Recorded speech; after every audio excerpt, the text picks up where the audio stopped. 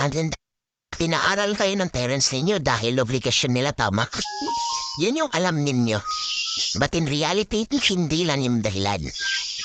Pinaaral kayo ng parents ninyo.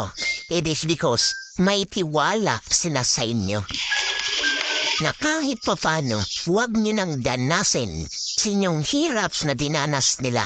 Hindi dahil kayo yung magiging dahilan para lang anat sila, no. Ang gusto ng parents ninyo, pinaaral nila kayo kasi may tiwala sila sa inyo. I-improve yung sarili ninyo hanggang sa makatapos kayo para pagdating ng araw, hindi nyo danasin yung problema, yung hirap na dinanas nila.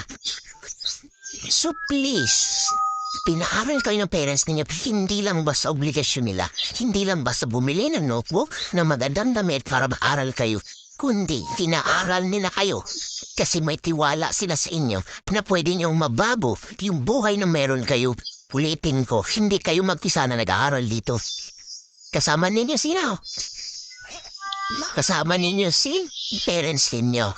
So please, para makuha niyo yung pangarap ninyo, paniwalaan niyo yung sarili ninyo.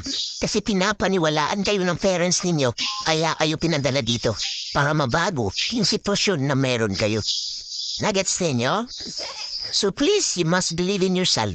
Klaro.